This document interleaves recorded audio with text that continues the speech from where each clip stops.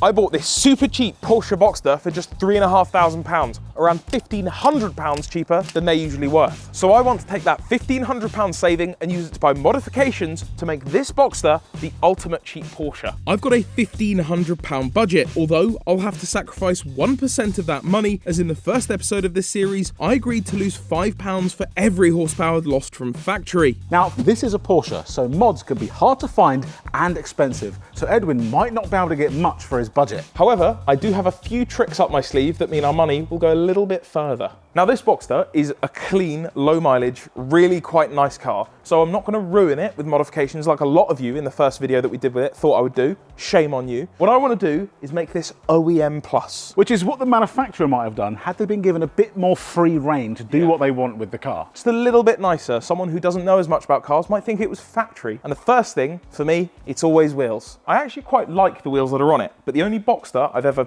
genuinely loved was the concept car, which came out in 1993, and it had these wheels on it, Speedline Cup splits. The price of those that last sold was £19,000. So the combined value of what we paid for our cars and all the modifications together could buy one. But I bought a set.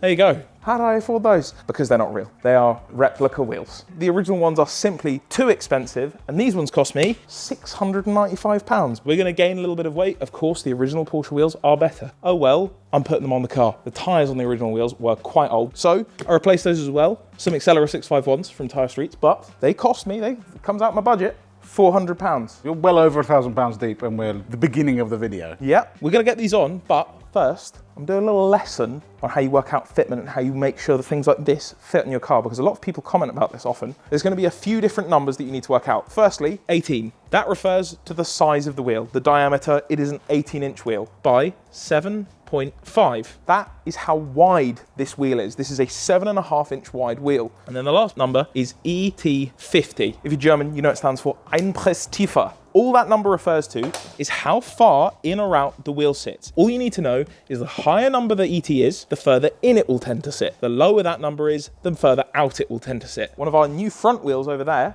has these figures, 18 by 8 ET 50. In theory, you might think because this last number, the ET number, is the same, it's gonna sit in the same place. But this one is 1/2 inch wider. So with those two numbers, you can sit down and do maths for the next hour and a half to work out how far out it's gonna sit. But why do that when they made a website that can do it for you? We've put in 7.5 50 and 8 50. You hit calculate, and then down at the bottom, not only is there a diagram, there's also a little piece here that tells you what happened. Compared to your old wheel, the new wheel will have an inner rim that will be 6 mil closer to your suspension strut, and the outer rim will poke out 6.3 mil more than before. Mike, behind the camera, you've never done wheel stuff before. Do you reckon this wheel can afford to come out 6 mil? Oh yeah. So we know our new wheel, he'll fit straight on, but I'm not sure how much closer to the inside we can go. We're gonna get 6 mil more of poke from our new wheel as it stands, and then I'm gonna add a 7 mil spacer to push it out just that bit more, give us a bit of safety on the inside, and give it a bit more of a mean look on the outside. Because this car has a staggered wheel pattern, i.e. the rears are wider than the front, you can't use that same measurement on the front. You'll have to do it all over again. Work out your numbers, put it in the calculator, and see how far you can poke it out. Let's get it back up in the air and see if my calculation is right, that that wheel will even fit on there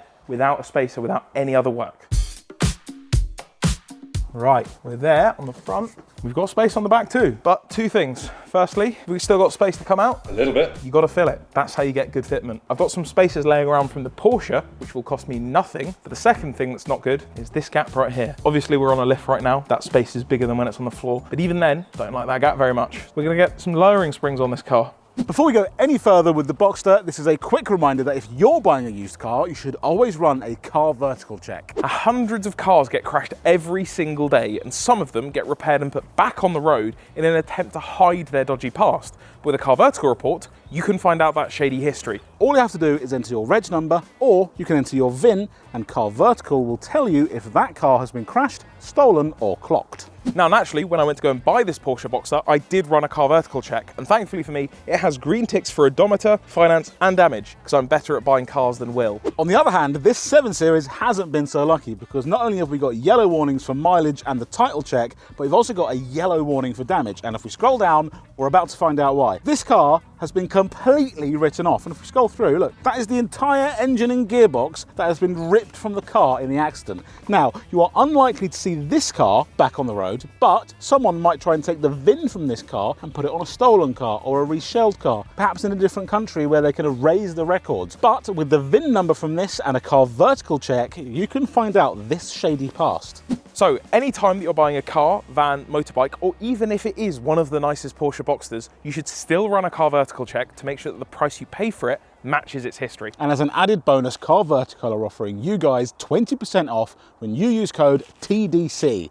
It was time to start modding, so I removed the wheels, which went well. There's a locking wheel nut. Hold on, do they do this in F1 where someone goes, hold on mate, the locking wheel nut, we forgot that Just one. in case someone nicks your wheels, right, and you're on the grid and McLaren come up and rob them. Hold on. Time! Big thank you to Draper, who sent us out a load of tools, including this impact driver. We never had one before. We were normally stealing the one from this unit, the very unit we're in. We're now stealing the whole unit, but we've got a load of tools in our unit. So massive thank you to Draper. Also, this is really good. It's really good actually. Really, really good. It's very actually. good. Wheels off, I had a favour to ask Will. Can you polish my lights for me? I will polish your Because lights. I still don't trust myself doing this. What I can do to make your life easy is I can pop the headlights out. Oh yeah, this has the easy thing. The really cool thing that Porsches This have. is cool. He just looks like a little knob, doesn't he? You take a little 5mm, a light, and some of the eagle-eyed viewers viewing the last episode would notice. This is called a Bosch Litronic light, and these are worth £1,000 used. These are xenon headlights that perfectly level to the road and wherever you're going. These are really rare and really sought after for these Boxsters, and we got them with the car for £3,500. These will come up a treat. If they don't, I'm sorry. But there was no need to be sorry, as I worked my headlight magic once again and made them shine. But while I was busy with that, Edwin was having the fight of his life trying to remove the old suspension.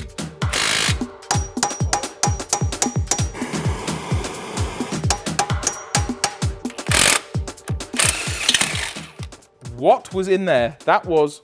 Good Lord. They Loctited it. All four? Probably all four. Don't do this, people. Loctite the bolts that need Loctiting. I'm about to give way. I'm about to give way. I'm gonna pass out. Yeah. Oh. When we took this car to Ray Northway, one of the two things that he said was actually wrong with it. There was only two things. The window dropping down, and he said the struts were quite rusty. When I ordered my H&R springs from a company called Design 911, who we bought a lot of stuff for our white 911 from, and when I ordered this, I got a message, I got an email saying, hey, you keep buying stuff just at normal price. Do you want a trade discount? I said, yeah. And they said, also, we'll throw in some parts if you want. So they gave me brand new struts for free. To go on those struts, I have H&R lowering springs. These I paid for. These were £220 from my budget. Yeah, at least you paid for something. Okay. And these are supposedly about a 30mm drop, which is 30, that's quite a lot. quite a lot. It was then time to remove the remaining 3 struts, and the issues that we had while removing the first strut continued. A bolt goes through here and pinches this together and holds your strut in there. All you have to do to get this bolt out is undo the nut on the end of it, and this simply slips out, except it doesn't, because whoever worked on this car previously has put Loctite of some degree on every single bolt. I will now demonstrate what you have to do to get a bolt out that simply slips in. Cut the drop link off, and what you then need to do is grab one of these. Bear in mind, this should come out by hand, it should just slip out. And now,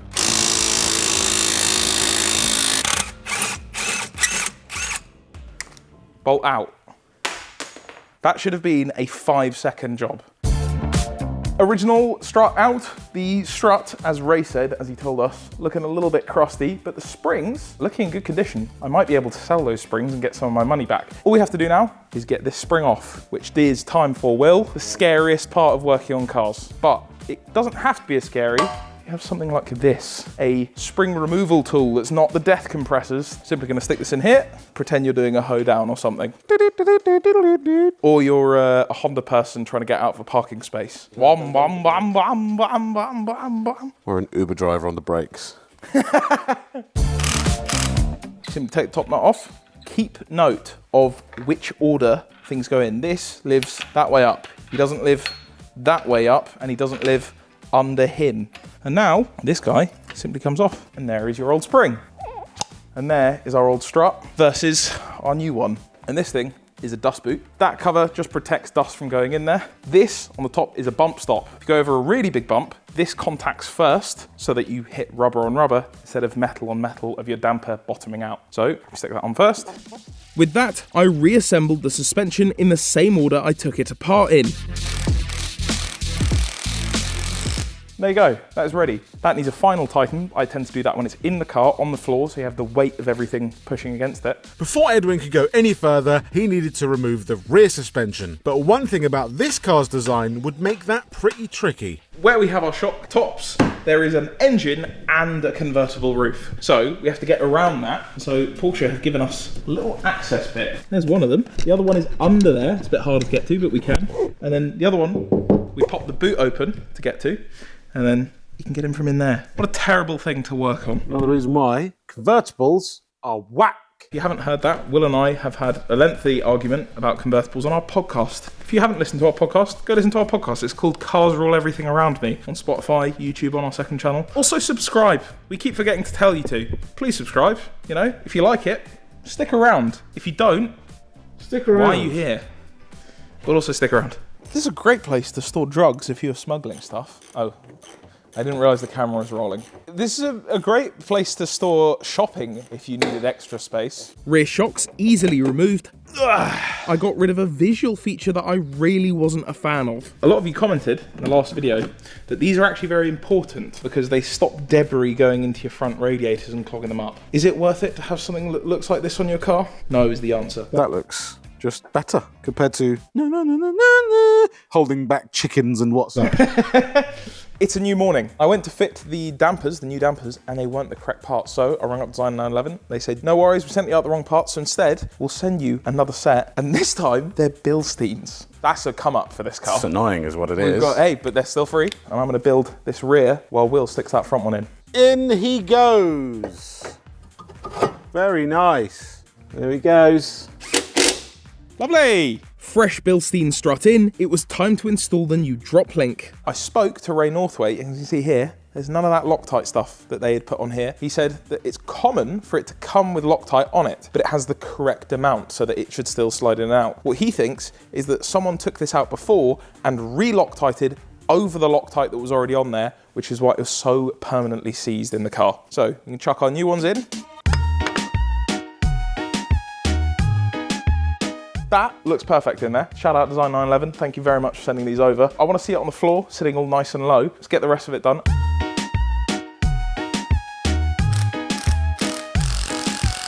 With the rest of the struts put together, we installed them and then moved on to our final fitment modification. All 4 struts are now in. The car is ready to go back on the floor. But as I explained earlier, we were going to use some spacers to get the fitment sit a bit more flush. And we have 2 different types. Will has got a non-hub centering spacer, which in theory is a bit of a no-no. The car has these outcrops here, which center your wheel. So because these spacers are not bigger than those, that can still center the wheel. So it doesn't matter that this is non-hub centric, but the rears are 10. Still not that much, but to be safe, see this little bit that pops out? That now acts as our hub centric ring. And now you still have that ring that centers your wheel and keeps your wheel safe for when you're going at speeds. Time to get these fitted, put the wheels on, see if my calculations work. But before that, we needed to do something very important that most people fitting spacers forget about. Will, how many times have you taken off a wheel that someone else has installed a spacer on and it is welded to the wheel? Yeah, because they didn't use grease. Here is your case in point. Our original wheel that had a 20mm spacer on it. There's the 20mm spacer.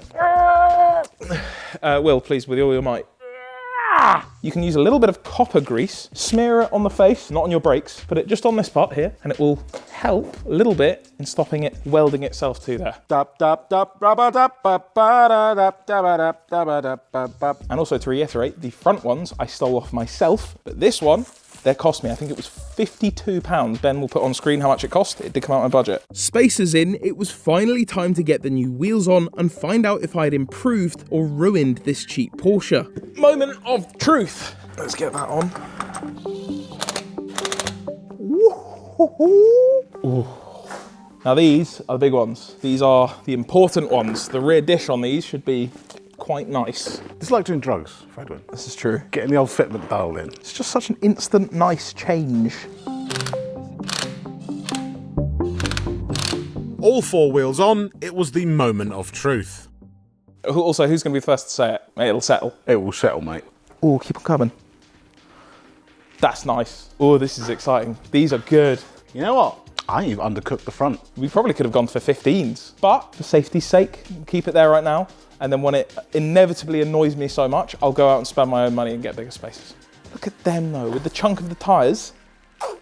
They're brand new springs. They need time to settle. It never does, but it will. The new wheels paired with the suspension and spacers made the Boxster look so much better, and I was thrilled, but there were still some little mods to do. So the strut, wheels, tyres and springs were the main bulk of what I wanted to do to this car. I'm going to do my final big mod, which, come on in, Ben. This Porsche interior is basically mint, and I like basically everything about it. But one thing, look how long that throw is from here to here. So instead, for just about £80, you can get this short shifter kit. But that's not it, because I wanted to finish it off with a new gear knob. And what I really wanted was a Carrera GT gear knob. But I rung around, and the cheapest price I could find was £800. I've gone a different route because I couldn't afford it. I'll show you that in a minute once we get there. Luckily, because we already did this in our Porsche 996, I know how to do this. And you'd think for a Porsche, it'd be quite hard to do.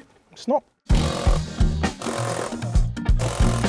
Now that our centre console is off, you can actually see how gears work, because the gearbox usually is under where you're sitting, but not on a Boxster. Our engine's back there, and our gearbox is somewhere like here. So you have your cables down here that run to your gearbox. Whatever I do here, you'll see that these cables move. If I move it to the side, that moves back. If I move it to the other side, it moves forward. Within doing that, it chooses the gears. So we want to mark the places that they came out so that we know to put them back about the same amount, because if we change that, it could start pulling out of gear or into gear where it shouldn't be. So we'll let that dry, and that's our mark for where we need to go. Edwin then removed the old gear shifter mechanism, ready for the new one. This is our gear shifter, and what holds the actual shifter in are these two white bushings here. Always make sure you don't break the parts.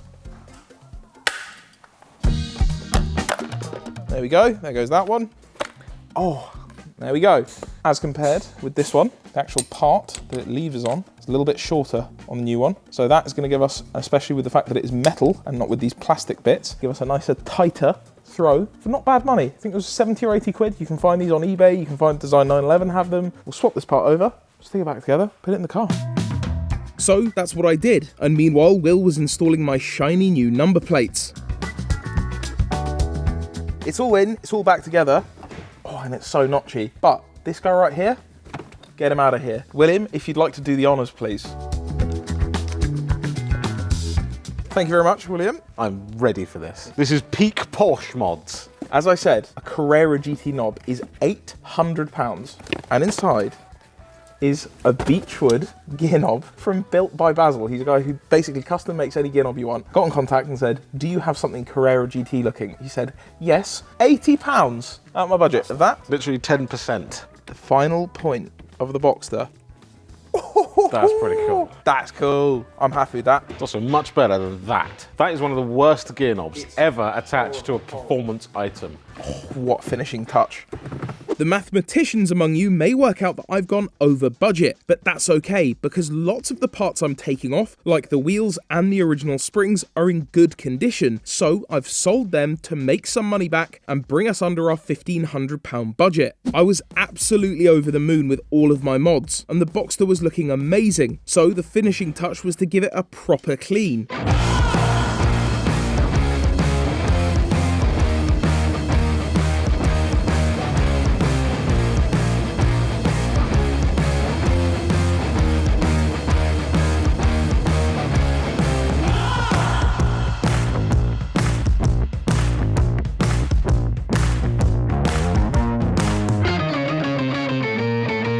There it is, a £3,500 Porsche Boxster with £1,500 of mods, which I think has made it into the ultimate cheap Porsche. I'm not a fan of black wheels, I never have been, but black centre split rims, to me, I'll allow it. Will behind the camera smiling, like I've put black wheels on a car. I know, yeah. You've done it before I have, which is a surprise. Will was right. I could have probably pushed that front out a bit more, could have gone a bit more aggressive, but let's keep it safe, no rubbing. Visually, it might not be that different to you, but overall, the package of the car, I think, has changed immeasurably. Wheels, £695. Then my tyres, they're about 400. My dampers were free. If you're upset about it in the comments, you're upset upset about it. I'm upset about it. Will's upset about it. General cleaning, always nice to clean. And then finally, the last little touch, that little gear knob. It does lean across to the left quite a lot. I actually left it that way, I quite like it, because I'm very tall and my knee goes right where 6th gear is. So now that it's leant over a little bit nicer for me. I took these grills out here. My intention was to paint them black and put them back in. I haven't had time yet to do it, but those will go back in if you're complaining in the comments that they actually serve a purpose. I know, it's okay. I mean, I think the best bit is those headlights. They're looking so clean. I'm very sorry. I genuinely am very, very pleased with that. Will took that nasty yellow haze off. And also, another little bit, nice new number plates. Makes such a big difference. Do all of the little bits, the all cheap little bits, it will all come together to be a very nice, clean car. Anything you would have done differently? I probably would have just bought a 350Z if I'm honest. Thank you very much for watching this video. Click down here if you want to watch where we bought these cars. See you next week when we go on a big old road trip in them.